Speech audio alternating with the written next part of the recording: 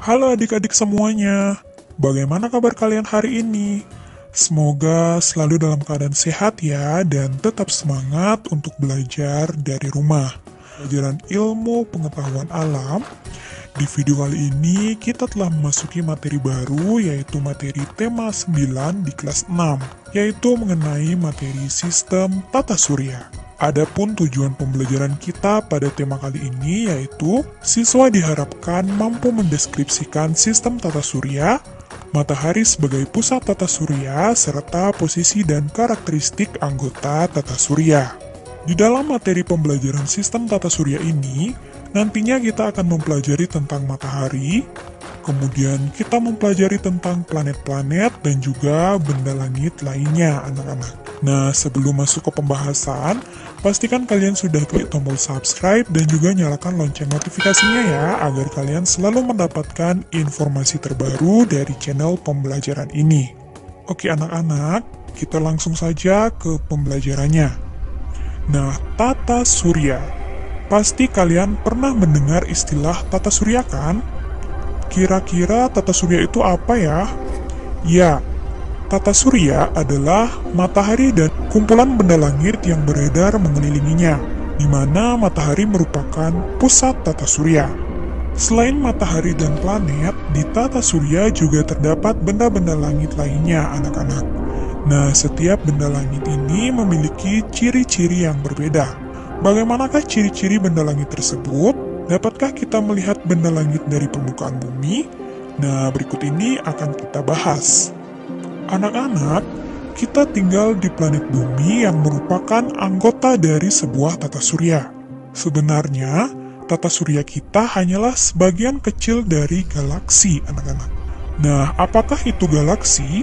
Galaksi merupakan kumpulan gas, debu, dan miliaran bintang beserta tata surya. Tata surya kita hanyalah bagian kecil dari galaksi Bima Sakti. Apa itu galaksi Bima Sakti? Jadi, galaksi Bima Sakti disebut juga Milky Way, di mana Milky Way ini adalah tempat sistem tata surya yang kita tempati saat ini, anak-anak. Bumi dan benda-benda langit lainnya berada dalam susunan tata surya yang teratur. Dengan begitu, bumi tidak bertabrakan dengan benda langit lainnya. Benda-benda langit beredar mengelilingi matahari, di mana matahari itu merupakan pusat tata surya. Matahari adalah sebuah bintang. Bintang adalah benda langit yang dapat menghasilkan cahayanya sendiri, anak-anak. Nah, apakah itu matahari? Jadi, matahari merupakan bola gas yang bercahaya, di mana matahari ini tersusun atas 92% hidrogen dan 2% helium. Nah, anak-anak, tentu kalian tahu bahwa suhu matahari ini sangat panas. Jadi, suhu permukaan matahari itu kurang lebih 6.000 derajat Celcius, anak-anak.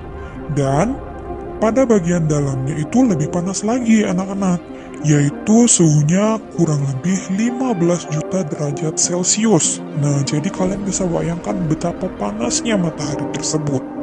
Perlu juga kalian ketahui bahwasanya secara garis besar, matahari tersusun atas 6 lapisan, anak-anak. Nah, berikut ini akan Putri disampaikan lapisan-lapisan yang menyusun matahari beserta fungsinya masing-masing. Nah, mulai dari lapisan yang pertama, lapisan ini disebut dengan lapisan korona. Nah, lapisan korona ini merupakan lapisan terang yang tampak menyelimuti matahari yang tersusun atas gas ringan. Jadi korona ini merupakan lapisan terluar dari matahari. Kemudian selanjutnya lapisan yang kedua ini disebut dengan kromosfer, di mana kromosfer ini merupakan lapisan yang berada di luar lapisan permukaan matahari yang tersusun atas gas ringan. Kemudian lapisan berikutnya disebut lapisan fotosfer, di mana lapisan fotosfer ini merupakan lapisan yang terlihat dari bumi yang tersusun atas gas yang bertekanan rendah. Kemudian lapisan yang selanjutnya disebut dengan lapisan konvektif, di mana lapisan konvektif ini merupakan lapisan yang berada setelah fotosfer dan menghantarkan energi matahari secara konveksi. Kemudian selanjutnya lapisan ini disebut dengan lapisan radiatif, di mana lapisan radiatif ini merupakan lapisan yang mengelilingi lapisan inti dan menghantarkan energi matahari dari dalam inti secara radiasi. Selanjutnya, lapisan yang paling dalam itu disebut dengan lapisan inti.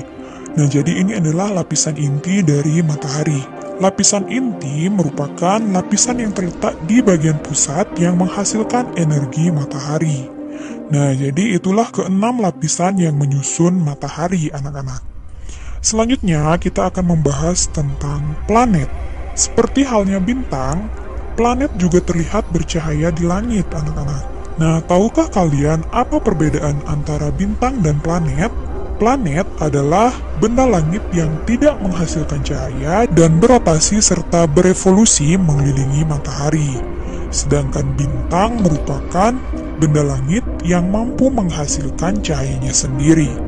Kemudian, planet berukuran cukup besar sehingga gravitasinya mampu mempertahankan bentuk bulat seperti bola. Nah, ini adalah ilustrasi dari tata surya, anak-anak, di mana matahari ini merupakan pusat tata surya dan dikelilingi oleh planet-planet yang berbentuk bulat seperti bola.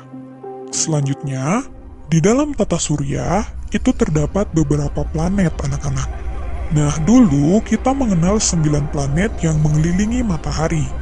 Ke-9 planet tersebut yaitu ada Merkurius, kemudian Venus, Bumi, Mars, Jupiter, Saturnus, Uranus, Neptunus, dan Pluto.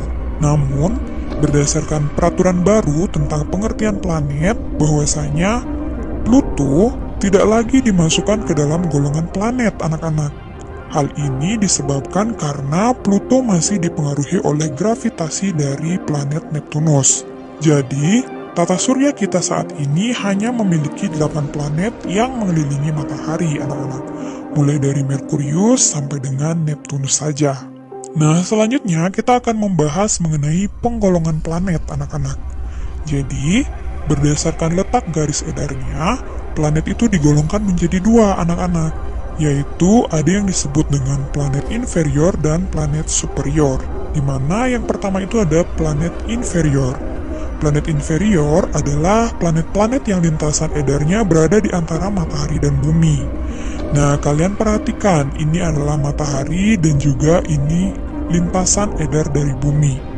Nah, Bu 3D langsung saja menunjukkan dengan menggunakan garis lintas edar yang berwarna merah ini. Nah, di mana planet-planet yang berada di dalam lintasan edar antara matahari dan bumi itu merupakan planet inferior, anak-anak. Nah, kita bisa lihat di sini bahwasanya ada planet Merkurius dan juga Venus. Sehingga planet inferior itu adalah planet Merkurius dan Venus. Kemudian selanjutnya itu ada yang disebut dengan planet superior, di mana planet superior ini adalah planet-planet yang lintasan edarnya berada di luar dari peredaran bumi, anak-anak. Nah, Bu 3D berikan tanda bahwa lintasan edar bumi itu adalah ini.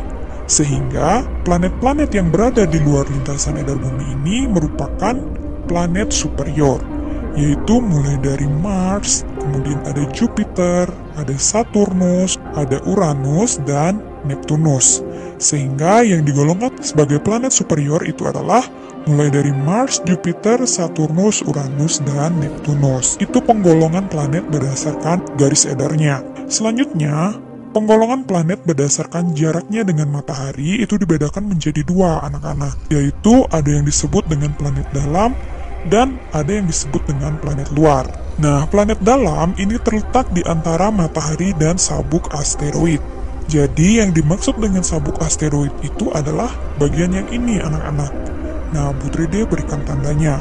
Sehingga, yang dimaksud dengan planet dalam itu adalah planet-planet yang berada di dalam lintasan sabuk asteroid ini. Nah, kalian bisa perhatikan ada planet Merkurius, Venus, Bumi, dan Mars.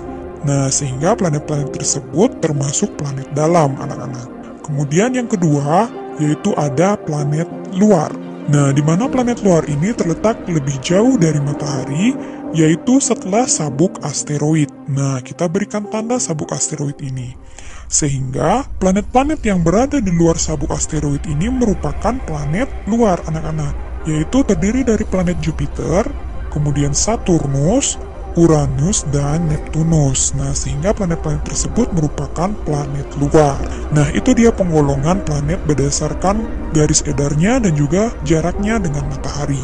Kemudian, selanjutnya kita akan membahas tentang karakteristik anggota tata surya. Nah, seperti yang Putri sampaikan tadi, bahwasanya tata surya kita terdiri dari 8 planet yang mengelilingi matahari, anak-anak. Nah, berikut ini akan kita bahas satu persatu ke 8 planet tersebut, yaitu mulai dari yang pertama, yaitu ada planet Merkurius. Merkurius adalah planet terkecil dalam tata surya. Planet ini lebih kecil dari bumi dan jaraknya paling dekat dengan matahari, anak-anak. Di mana waktu yang diperlukan untuk berotasi planet Merkurius ini adalah 59 hari dan waktu revolusinya yaitu 88 hari. Planet Merkurius itu tidak memiliki satelit alam, anak-anak. Selanjutnya, planet yang kedua yang terdekat dari matahari yaitu Venus. Planet Venus selalu tampak bercahaya terang dan planet ini paling dekat dengan bumi, di mana ukuran planet ini hampir sama dengan planet bumi, anak-anak. Venus sering disebut dengan bintang timur atau bintang pagi, karena planet ini kadang-kadang terlihat di sebelah timur sebelum matahari terbit, kemudian disebut juga dengan bintang senja atau bintang malam, karena Venus juga terlihat di sebelah barat sebelum matahari terbenam. Selain itu, Venus juga disebut dengan bintang kejora. Waktu atau kala rotasi yang diperlukan Venus itu ada 243 hari, kala revolusinya yaitu 225 hari. Venus juga tidak memiliki satelit. Planet yang ketiga selanjutnya yaitu ada Bumi. Bumi merupakan satu-satunya planet di tata surya yang dihuni oleh makhluk hidup. Bumi merupakan planet ketiga terdekat dari matahari. Adapun kala rotasi bumi yaitu 24 jam dan kala revolusinya yaitu 365 hari atau 1 tahun. Bumi memiliki satu buah satelit alam yaitu bulan. Bulan selalu mengelilingi bumi dalam peredarannya mengelilingi matahari. Kemudian selanjutnya planet yang keempat adalah Mars. Planet Mars disebut juga sebagai planet merah. Mars disebut planet merah karena jika dilihat langsung dengan mata atau dengan teropong akan tampak berwarna kemerah-merahan. Adapun kala rotasi Mars yaitu 24,6 jam, sedangkan kala revolusinya yaitu 687 hari. Mars memiliki 2 buah satelit alam yaitu satelit Phobos dan satelit Deimos. Selanjutnya, planet berikutnya yaitu ada planet Jupiter. Jupiter adalah planet kelima yang terdekat dengan matahari. Jupiter merupakan planet terbesar dalam tata surya, di mana kala rotasinya yaitu 10 jam, sedangkan kala revolusinya yaitu 11,9 tahun. Planet Jupiter itu memiliki kurang lebih 79 satelit, anak-anak. Selanjutnya, planet yang keenam itu ada planet Saturnus. Saturnus adalah planet kedua terbesar di dalam tata surya. Saturnus tampak memiliki cincin yang melingkarinya yang sebenarnya terdiri dari bongkahan es atau batu kerikil yang dilapisi es, anak-anak. Adapun kala rotasi dari planet Saturnus ini yaitu 10,7 jam, sedangkan kala revolusinya yaitu 29,5 tahun. Saturnus memiliki kurang lebih 63 satelit, di mana satelit yang paling besar itu adalah satelit Titan.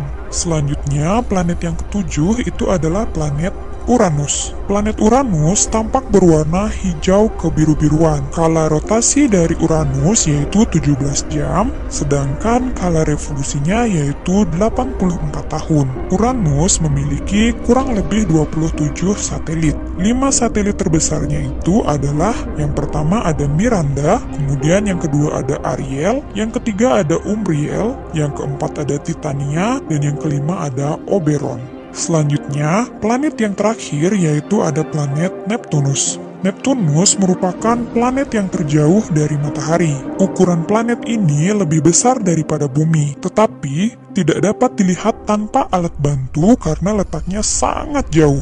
Neptunus sering disebut dengan kembaran Uranus. Adapun kala rotasi dari planet Neptunus yaitu 16 jam, sedangkan kala revolusinya yaitu 164,8 tahun. Neptunus memiliki kurang lebih 14 satelit.